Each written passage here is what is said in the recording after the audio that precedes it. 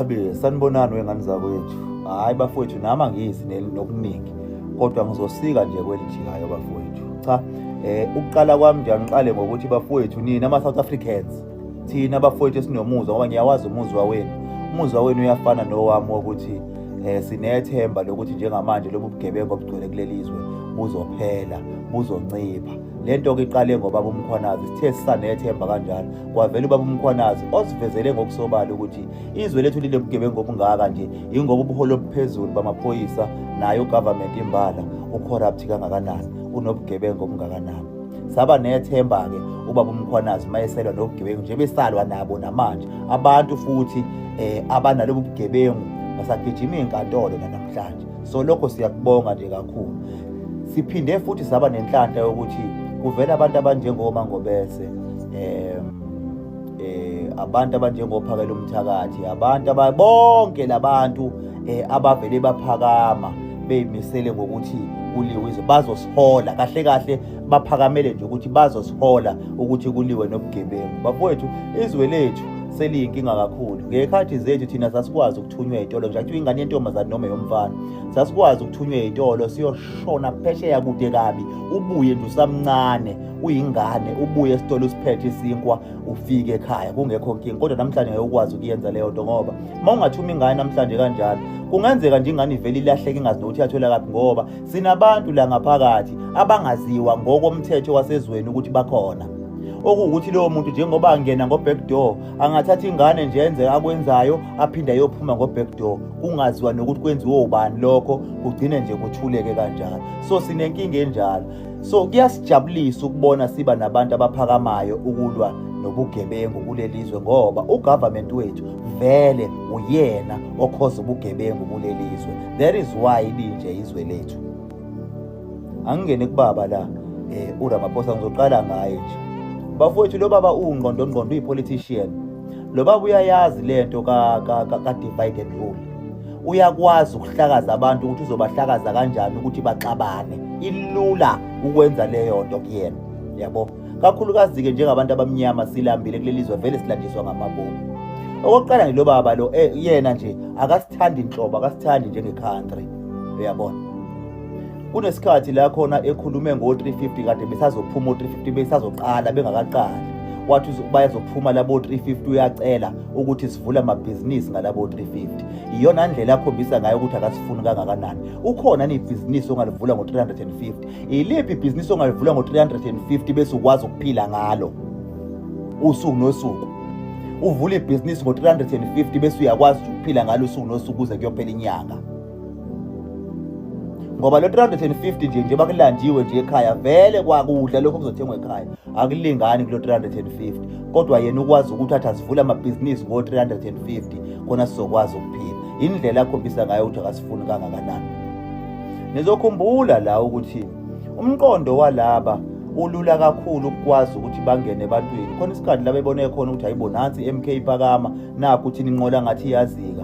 Base bedecide ukuthi bakhokhela ama-influencers bakhipha imali. Abanankinga ke nokukhipha imali bafowethu, bakhipha imali ukuthi banikeze ama-influencers ukuthi azokhankasa la khankasa ekuthina la kwi-social media. Sayibamba leyo nto singama-South Africans, sayibamba leyo nto singama-influencers. Salwa naleyo nto, ama-influencers agcine enza amavidiyo ngawana ayeka ngoba sasilwa naleyo nto leyo. Babekhipha imali ukuthi banikeze ama-influencers, babona iyafeyila lento, base bedecide ukuthi abenza ama-ID manje. Benza ama-ID banikeza ama-foreigners. That is why kungelula bona balula ngoba bamnandi ngoba bayakwazi ukuwasebenzisa ama-foreigners kakhulukazi wona lawa illegal. Bawasebenzisa banza ama-ID, bawanika ama-ID ukuthi ahamba ema-voting stations afika yovota ngoba befuna ukuwina. Kwangasebenza kahle nalokho. That is why baze bajoyina nendaba zo-GNU kanje ngendlela ekwenzeka nayo. Ipolitiki bafowethu ngiyayithanda ehlala isho uPhakela uMthakathi ukuthi bafowethu ngisho la kuma-march ungasigqoki iskipa sepolitiki ngoba ipolitiki iyadivide. Uma kuzosuka umuntu ekhaya egqoka iskipa se-MK eze kwi-march and march aphinde futhi kusuke nowe-ANC egqoka iskipa se-ANC, chaza ukuthi lapho kungenzeka kuhlukwane sekuxatshenwe vele. Lento iyadivide lento yepolitiki, iyasihlukanisa kakhulu. That is why izwe linje ungabona ama-political parties emangaka kwakuyindlela le yokusidivide le. emveni nje kokuphatha kwe-ANC kwabalula nje ukuthi lo naloyo mayifuna ukuvula iqembu ukuze sibe amaqembu singakwazi ukuba into eyodwa ezolwa nento eyodwa, sihlukane sibe amaqembu ukuze singakwazi ukuthi silwe noma yini esifisa ukuyilwa. So istrategy sokusebenzisa ukuthi abantu badivayideke lo baba usiphethe nje politician enzima kakhulu esebenzisana futhi nabomongameli bangaphandle. So nje bafowethu ukuba mfishane nje ngale ndoda, le ndoda bafowethu ayisifuni. So le empelwiwayo njengamanje uvele uzosukuma alwe noma ingayiphi indlela ukulwela ukuthi sihlukane ngoba mase sihlakazekile ngeke sikwazi ukuyilwa lento. Ngilandele ngophakela umthakathi. Uphakela umthakathi bafowethu ulenzile iqiniso kuthina njengabantu. Nizokhumbula ukuthi March and March ibikhona. Thina njengabantu besilisa nje besingayinakile nje kakhulu lento ibiyenziwa abantu besifazane sithi hey bebemasha abantu besifazane lapha ya nalabo bantu leyo qeqebani labantu besifazane ayimasha nalo uMangobese.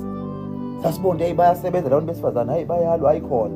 Kodwa lensizwa saze sanqenqwa yiyona isiluyisa isincengela ukuthi asingeneni sijoyine March and March sijoyine sizosupport le nhlangano ukuze sikwazi ukuthi silwe nalento yama illegal foreigners la eSouth Africa. Iyona yasibiza lensizwa yathi asisupport lento asingalo sithi sisupporta sithi siyasupporta ngenhliziyo usidinga ngamalentuza lapha yana saphakama kunamhlanje kugcwele insizwa nje lapha yana angikungabazi nomunye futhi angangisupport ukuthi kwi March and March njengoba kugcwele amadoda kangaka ephume kangaka nangomhla ka30 ingoba kwasho uphakela umthakathi ingoba seze uphakela umthakathi ebekwa amagama anqala ukuthi asingene njengamadoda sangena. Yebo lokho akushintsha ukuthi iMarch and March uMangobese owayisungulayo akushintsha ukuthi umholi weMarch and March uMangobese, but izwi salizwa ngophakela umthakathi. Uyabona yini ukuthi la kukhandeke into eyimbumba kahle kahle ekungafanele thina singene ngonyawo linodaka okwethu ukuthi kuliwe ukuthi iMarch and March ukuthi uMangobese uyileader eMarch and March akuyishintshi yonke leyo nto ukuthi uphakela umthakathi uthi yena kushintsha ukuthi uMangobese uyileader eMarch and March because usekushilo nanku umhla ka30 wawumemezela washo futhi ukuthi umhla ka30 umenyezelwe yimi uMangobese ubehamba ecula ngawo naye umhla ka30 ukusho ukuthi umhla ka30 lo oyi deadline umhla ka30 owokuthi nokuthi kodwa wawumenyezelwe ubani uphakela umthakathi futhi wayengasho ukuthi umenyezelwe iMarch and March wayethi omenyezelwe yimina phezulu kwalokho sawusupport asizange silwe nento ayeyisho. Ngizwa abantu njengamanje bebhizi bethi uphakela umthakathi uthi mina uthi akayiqalanga after Ramaphosa lento yokuthi mina umhla ka30 waze washo khona isikhathi ebuzwa uZoso ukuthi abantu bathi ngomhla ka30 kuyobe kukhala ucelemba kuyobe wathi loyo umhla ka30 ohlelwe yiloyo muntu lo ohlelwe yimi umhla ka30 ngoye ngijuwethe leyo video noma ngiyithathe leyo video ngiyibeke la lo wabizwa yimina umhla ka30 imini owaziyo ukuthi kuyokwenzekani amakhamera wayethi amakhamera kuthiwa wafunakala ngomhla ka30 wathi owalabo phela owami umhla ka30 owamenyezelwa yimi umhla ka30 amakhamera yobe khona yafuneka ngoba masimacha peacefully konke sikwenza peacefully kodwa bona bazohamba. So kule yokuthi uphakela umthakathi uze waya kuRamaphosa bafothe eqinisweni nje limsulwa sonke nami ngimfuni noma ngimbone lo yababa ngendlela siphethe ngayo kulelizwe kodwa mangase ngithola ikholi ethi uyangidinga ngingacabanga kaningi kodwa ngingaya ngoba upresident walelizwe egcineni kwakho konke mayefika futhi angitshela ukuthi angithandi ukuthi wenza ama video ungithuke lapha ngalendlela okuthuka ngayo ngingayishintsha indlela engenza ngayo ngingathi ngimgxeka kodwa ngabe ngisasebenzisa amagama strong ngoba useshilo ngoba phela umuntu omdala egcineni inhlonipho efanele sibe nayo. Kodwa mangibuya lapha ya akusho ukuthi mase ngiye kuRamaphosa sekufanele iSouth Africa besithi weyo ngahlangana noRamaphosa umdayisi wena. It doesn't mean ukuthi ngumdayisi ukuthi ngibizwa uyena ngaya. Uma kuukuthi ngumdayisi sekufuneka iproof yokuthi ngidayisile ngomzabalazo bafowethu. Isikhathi sami sizoba sincane la ngizophinda ngenzenye ezoba u-part 2. Kodwa bafowethu ifocus yethu ayingalahleki ma South Africans. Siyafuna lobu bugebengu buphele ngezandla zethu njengabahlali base South Africa. Habe oyenganza kwethu ngixolise leya video ivele yaphela ngenxa yokuthi isikhathi sibe sifishane kanti ivideo bengiyenza direct la from TikTok.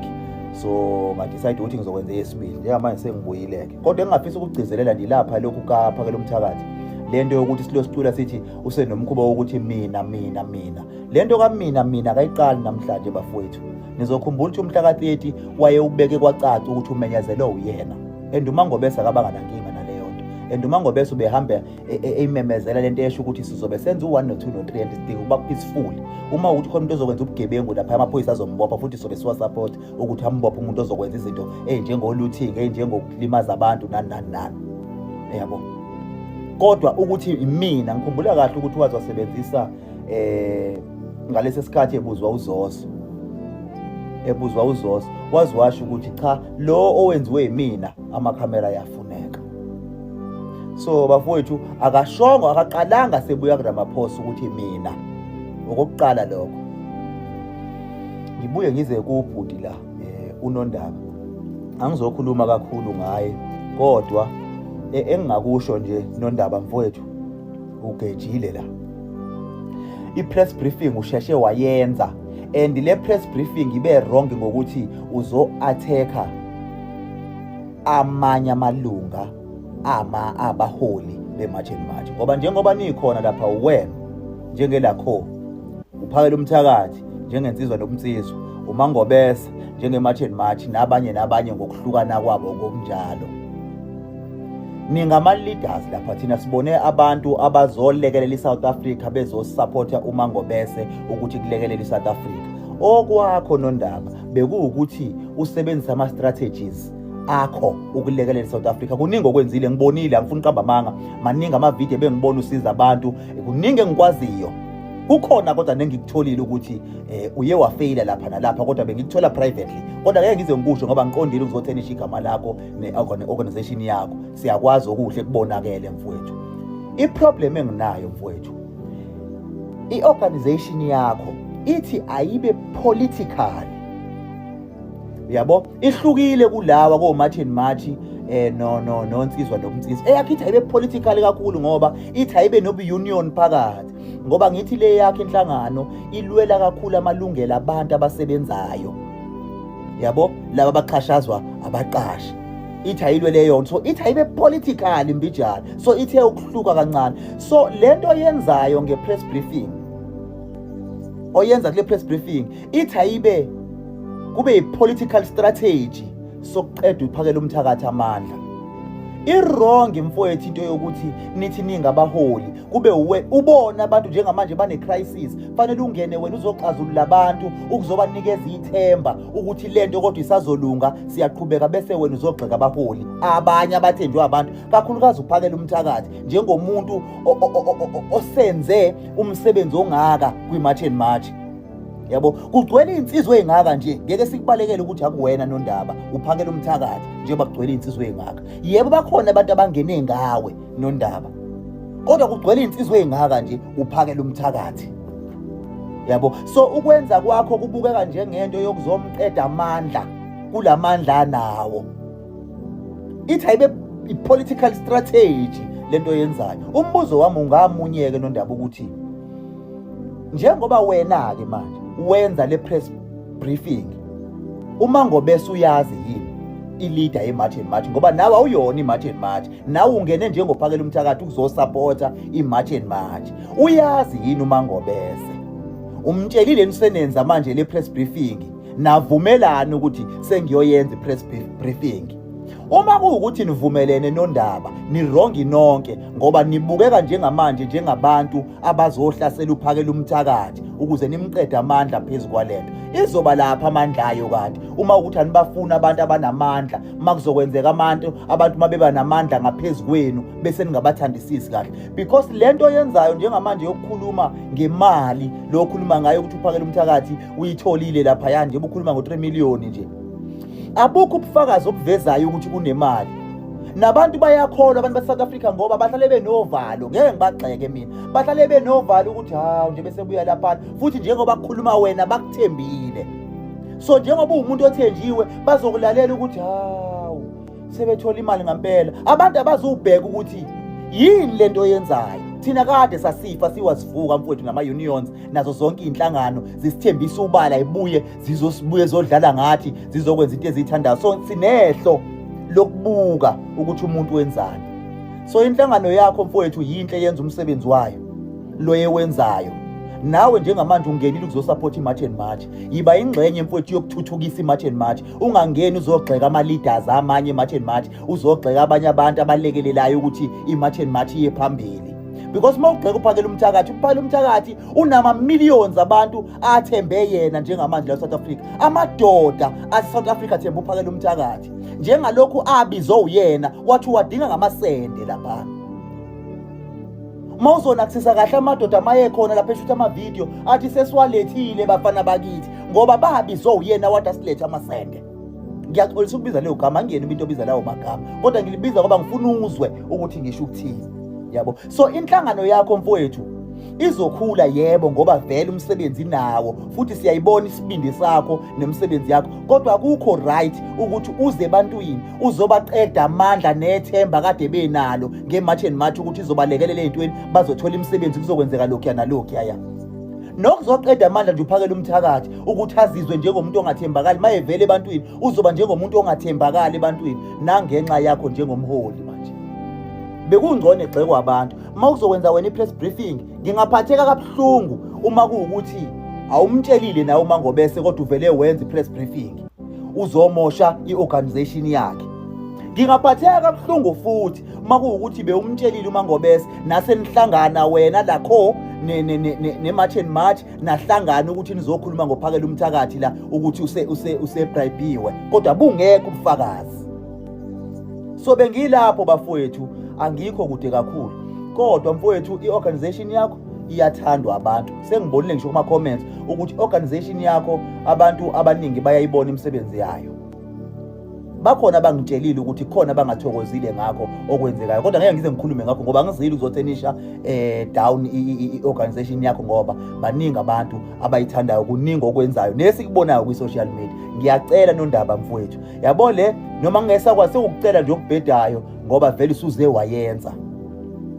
Yabo isabalile njengamanje, kodwa le yanto oyenze lapha iyabonakala ukuthi iyinto ebhekise inzondo kuPhakela Umthakathi as uPhakela Umthakathi noma ezinsizwa nobunsizwa ke i-organization. Ngoba wena njenge-leader bekufanele mawubuye uze ebantwini ngoba inhloso yakho ukuthi i-March and March ikhule, abantu bande kwi-March and March, kungathandwa wena, kungazwakala wena kakhulu. Yabo? Kodwa uthi mawukhuluma ukhulume ngezinto abantu abazoba nethemba ukuthi sisaya phambili. Njengamanje mfowethu, njengoba ukhulumile, ayikho into oyithembisa abantu ukuthi babe nethemba, kodwa uyi-leader wena eyingxenye yama-leaders e-March and March, kodwa ayikho into oyithembisa abantu kunalokhu benza abantu baphelelwa yithemba nhlobo. Uyi-leader nima unjalo, akubona ubuleader lobo osubenze kule press briefing kanti abantu bakuthembile mfowethu. So ukuthemba kwabo usufuna ukwenza wena bakuthembe ngokuthi ukwazile wena ukumosha igama likaPhakela Umthakathi, ngoba mawuthi nje umuntu ubribiwe ungenabo ubufakazi kuronke. Ngcono ukuba uyabuveza angimvikeli mina, kodwa mangase kuvela ubufakazi obuthi naku uPhakela Umthakathi, ngoba wathi ebuya kulamaphosa wayeqhubeka nama-march zayikhala nje futhi namhlanje uyamemezela ukuthi kulaphi akushintsheli lutho, kanti wayebribe ukuthini? Ngingafika ngokunikeza u3 million ngithi yeka yonke lento uphinde uqhubeke wena usuthola u3 million bese ngingafa umuntu lapho. Uyabo? So ke Nondaba mfowethu, bengithi angidlule lapho bafowethu, zingane zakwethu singapheli amandla. Lo mzabalazo safuna siwuphushe siye phambili. Siyayazi lento ye-divide and rule. Siphila ngayo ngisho emisebenzini. Ama-unions ayadlala ngabantu, edlala ngabantu ezosebenzisa abantu, ngaze adlale ngabantu ukuze kwazi ukuthi kugayine lokho kusuke kufanele kugayine ugovernment noma umqashi nani. Sihlale nje siphansi njalo. So asingayiluzi focus, asiyeni phambili ngoba lokho esikufunayo siyakufuna. Imisebenzi le esiyifunayo siyayifuna. Sizoyithola ngokuthi kuhamba abantu abangekho emthethweni ukuthi babe kuleli izwe. Habi bafowethu, zingane zakwethu, ngifuna ukuthi kunina into ongayazi inkulu kakhulu kunawe. Qaphele lokho, kubalulekile ukuthi ukwazi. Uyabona zingane zakwethu,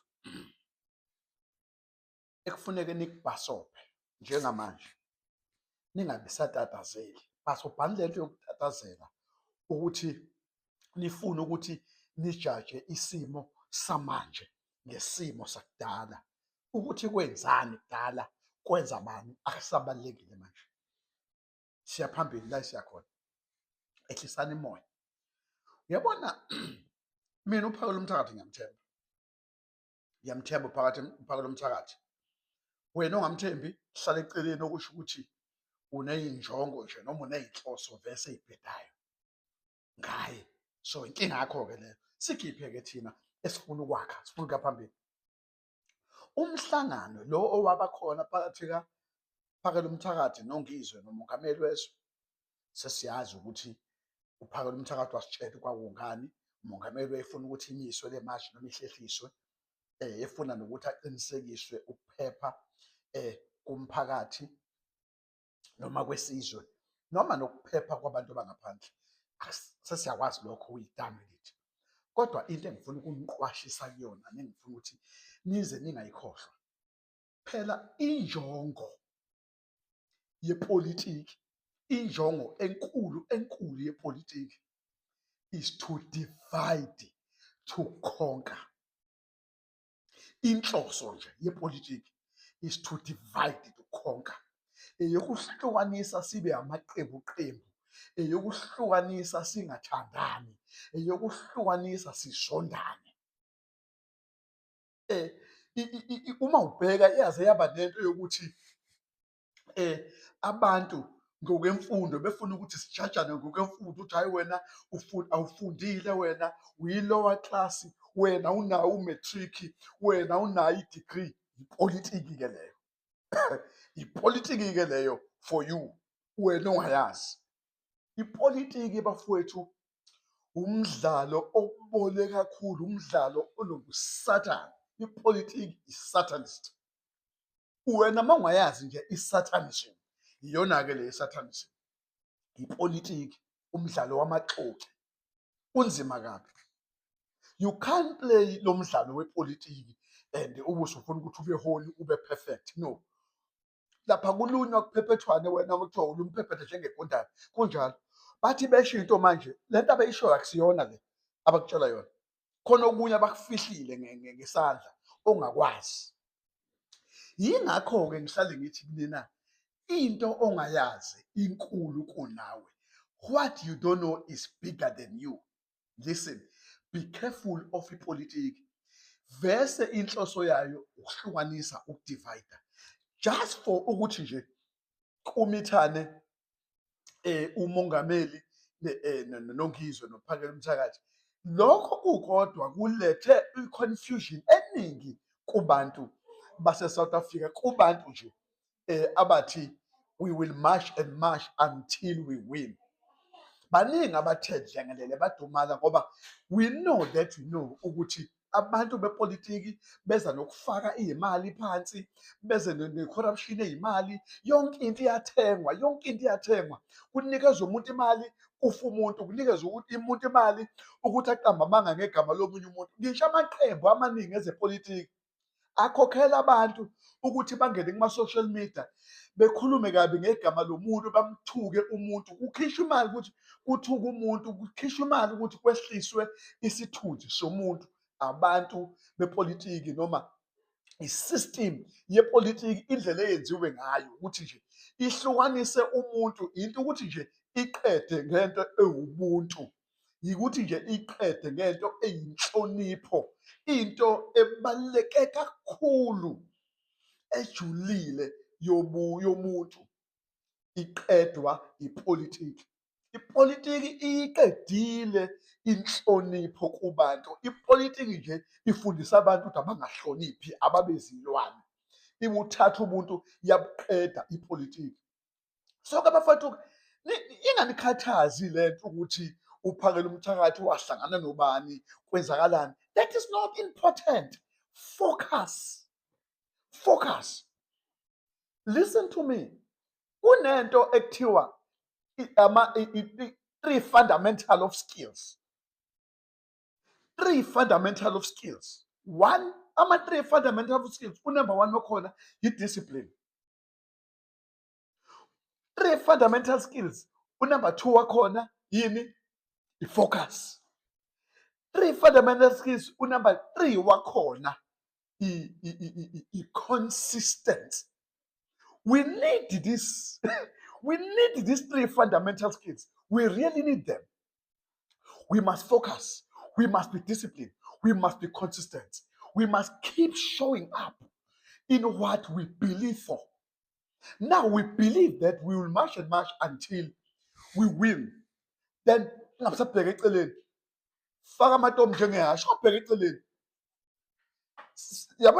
we are fighting for survival. We are fighting for survival.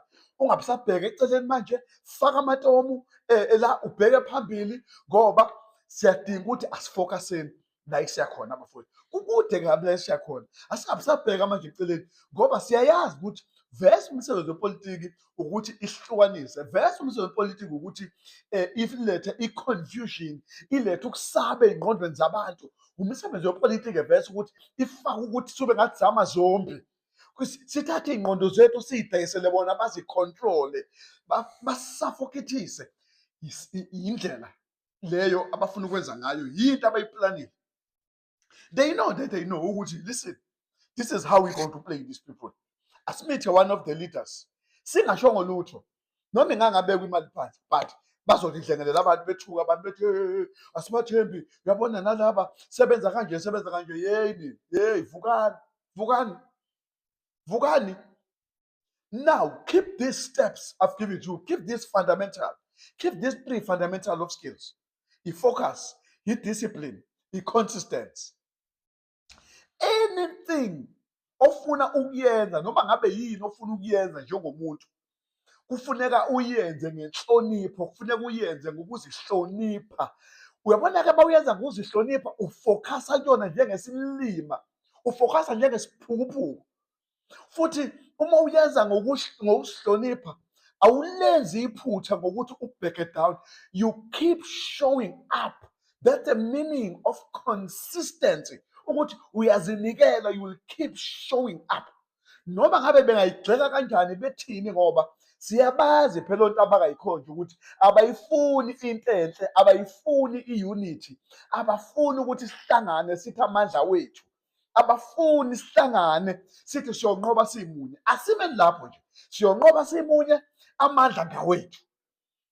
Le genge le yepolitiki, they know, and they were taught by the controllers, by the people that are controlling them. But listen, if you want to control these people, we like animals to them. And bafuna ukusdivide. Ukuze bekwazi ukuthi basinqobe benze noma yini. Babetsheliwe ngabaphathi babo, listen, kuzofuneka labantu that short ngihamba nama-strategy to oppress them, to cindezela them. Yabona manje ningayigqizi iqakala leyo ukuthi uphakela umthakathi usihlangane nobani. Ayibalulekile, that's not important. Siya phambili. Bafuna manje ukuthi behlukanise uphakela umthakathi neMarch and March. Bafuna manje ukuthi behlukanise uGizwe neMarch and March. Don't take that nonsense. Ngiyanitshela, I warned you, South Africa. I warned you. Be careful. Ipolitiki isilwane esokuhlukanisa. Iyona system abadla ngayo. Ya-create-wa le system yabayi-create ukuthi bezohlukanisa abantu abamnyama phakathi. Kube khona umuntu engathi ubhetlalela umuntu one-degree noma no-doctorate awukho. Hello Mzansi, welcome to Mkosi waseMzansi. If today is your first time visiting this channel, please do the right thing and click the subscribe button.